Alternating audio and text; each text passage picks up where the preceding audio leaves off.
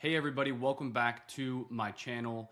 What I want to talk about today is something that you probably heard about, you maybe even talked to your friends about, but it's called Social Security. And yes, you probably know what Social Security is. You get a paycheck every month when you retire from the government. You pay in over your lifetime. But what I really want to focus on in today's episode is how does Social Security work? But more importantly, one of the most opinionated things I see with Social Security is when should you claim Social Security? Because that decision of when you claim Social Security can have effect on your life and on your financial plan in the tune of potentially hundreds of thousands of dollars. So first things first, how do you get Social Security? How does it work? Well, over the course of your working career, you pay into this thing called Social Security, this big bucket essentially that you're paying money into from every single paycheck to the tune of 6.2% for you as the employee and 6.2% as the employer, for a total of 12.4% of your paycheck goes into the Social Security bucket. Now, to qualify for Social Security, you generally need 40 credits. Each year, you can add up to 4 credits to your bucket. So you need to have 10 years of work and paying taxes. There's a certain income limit you have to make. It's pretty low, but you have to work for at least 10 years, earn 4 credits a year for a total of 40 credits to qualify for Social Security. So you're working at your job, every single paycheck, a portion of that gets thrown into the Social Security bucket. You earn enough credits, 40 total credits. Maybe you work for 35 years, 40 years, maybe you only work for 20, but you're throwing money into the Social Security bucket.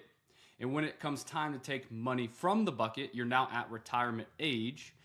That number is based on the average of your 35 best earning years. So if you work for 40 years, they will take the 35 highest and take the average of that to calculate what your benefit is. If you only work for 30 years, there's 5 years that you have a 0, which will actually bring your average down for your Social Security benefit. Once they take all that, they calculate your earnings, you have enough credits to qualify, they will give you a number. You can go to ssa.gov. They will give you a number that is your PIA, primary insurance amount. And depending on the year you're born, that is the amount you will receive at full retirement age. For some of you, it's 65. For some of you, it's 66. For some of you, it's like 66 years and 8 months, 66 years and 10 months. And for some of you, it is currently 67 years old. So depending on the year you're born is what determines what your full retirement age is. But here's the catch. You can actually claim your Social Security benefit as early as 62 years old, or delay it past your full retirement age up until 70 years old. So this is kind of where things get questioned with Social Security. Well, I can take it at 62, I could take it at my full retirement age, or I could even delay until 70. Now, why would you do that? Why would you take it early, or why would you delay until 70? So an easy way to think of this is if you take your Social Security before your full retirement age, anywhere between 62 and whatever your full retirement age is, your benefit that you will receive from Social Security will be reduced. The earlier you take it, the more reduced it will be. The closer to full retirement age, the closer it will be to that full retirement age number. But anytime you take Social Security before full retirement age, it will be reduced. And it will be reduced permanently. So if you take it early, and I'll talk through an example here in a second, but if you take it early, that benefit is permanently reduced. And if you delay past full retirement age, your benefit actually gets higher. So if you wait until 70 or 69 to claim your Social Security benefit, it will actually be higher than what it was at full retirement age for you. And that increase is also permanent. So now you have this question, do I claim early and reduce my benefit permanently? Do I just wait until full retirement age and claim what I'm supposed to get, my PIA, primary insurance amount, or do I delay until closer to 70 and increase my benefit permanently?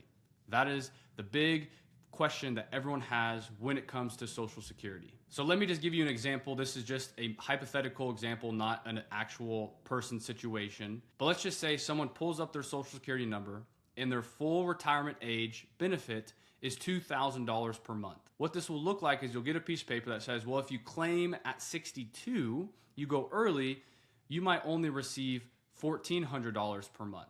So you lose out on $600 per month permanently from your Social Security. If you claim at 67, in this case, this is their full retirement age, they will get the full $2,000 per month. But if you delay until 70, we're actually going to give you a little bit of an increase and pay you $2,480 a month. Anything past the age of 70, it does not make sense to delay claiming Social Security because there's no more increases after 70. So if you're 71 and you're listening to this right now and you haven't claimed Social Security, what are you doing? There's no reason to wait longer than age 70 because there's no increase past 70. But you can see from that example that if you claim early, you're going to get a reduction. Then you're going to have your full retirement age. And then if you delay until 70, you're going to get an increase from what your full retirement age amount is. So then you can start to place into your financial plan. Hopefully you've been building one, or hopefully your financial planner has given you a financial plan so you have some clarity around your money. If you haven't, please reach out. Let's set up your free consultation. So then the question becomes, when do you claim Social Security? And while I don't know your personal situation, so I can't give you any recommendations, I can give you some things to think about that may help you give a direction on when you should claim Social Security. First off, your life expectancy. If you plan to live for a long life expectancy, obviously we don't know, but you can use maybe your family history of long life or short life. But if you have a history of long life, so your life expectancy is long, maybe into the 90s, well then delaying your Social Security past full retirement age, again, this all depends if your plan can handle it, but if it can, delaying your Social Security past full retirement age can make sense because you're locking in that higher monthly benefit for longer. But if you have a shorter life expectancy, your parents only lived to the early 70s, well then maybe claiming as early as possible or closer or at full retirement age might make sense. Number two, your need for income. Maybe your plan says, hey, you saved well, but you need to claim Social Security at 62, at 64, before full retirement age for your financial plan to work out. Well, in that case, then it makes sense to claim early. Maybe you've been a really, really good saver and your spending compared to your portfolio and other income sources in retirement says, hey, we actually don't need Social Security right this second. We can delay it and lock in that higher benefit, 68, 69, 70, and it's not going to have that big of effect on our financial plan and our need for income and that longevity insurance that we're getting from Social Security, because it does have a cost of living adjustment every single year. We're going to lock in that higher benefit because we don't need the income right this second. Our portfolio, our other income sources can fill our need for income, and we can delay Social Security. So your need for income, your overall financial plan has an effect on when you claim Social Security. Number three is taxes. Maybe you don't know this, but 15% of your Social Security is always tax-free. So the most you could be taxed on your Social Security, the limit is 85% as current tax law is written. Now it could be as low as 0% is taxed, but up to 85% of your Social Security check can be taxed. So there's some tax planning around Social Security of claiming it while you might be also doing Roth conversions, might actually increase the amount that your Social Security is taxed, which means less in your pocket. So there's different tax planning strategies and tax things that come into play with Social Security claiming that can have an effect on taking it early or even delaying it, so you can do some other tax planning things such as Roth conversions, for example, that can really dictate the best time or the most optimal time to claim Social Security. The fourth thing to think about is your spouse. So with Social Security, how this works is, let's say there's a husband and a wife. The wife has a higher Social Security benefit per month than the husband. If the wife passes away, the husband will actually jump up to start receiving the higher benefit amount that his wife had. However, he will lose his. So put another way, the higher earning benefit spouse, if they pass away first, the lower benefit spouse will actually jump up and take over getting Social Security checks the same amount as the higher earning spouse that passed away. So that why this is important is, let's say you're the higher earning spouse or your spouse is a higher earner, they're going to get a higher Social Security benefit because they've paid more into the system over their working career. Maybe your plan says the lower earning spouse, let's take their Social Security check at full retirement age. It is X amount of dollars a month. But the higher earner, let's delay until 70 to maximize the most that they will get from Social Security, so that if the higher earning spouse does pass away first, the lower earning spouse from that Social Security benefit will jump up and take over theirs. It'll help the longevity of the plan with that situation. So depending on your income levels, how much you're set to receive from Social Security between you and your spouse, it can be something to think about. Is we both don't have to take it at the same time. One spouse takes it early. The other spouse, the higher earner, delays to get the higher benefit over life. And that is a way to think about different ways to claim Social Security for your financial plan. And the fifth thing to think about is, are you working? So this is something that catches people off guard.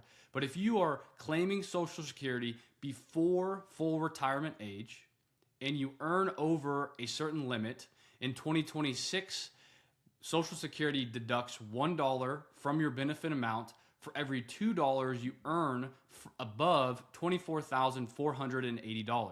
So what that means is if you claim Social Security, let's call it at 63 years old, before your full retirement age, but you're still working and you're making $50, $60, $100, $300,000 a year, for every $2 you earn above $24,480, your Social Security benefit will be reduced. And there's a different amount in the year that you turn your full retirement age. But at a high level, if you are continually working before full retirement age and you claim Social Security, the amount that you earn over a certain limit does have an effect on how much your Social Security that you get. Now, important note is that reduction in benefits is not permanent.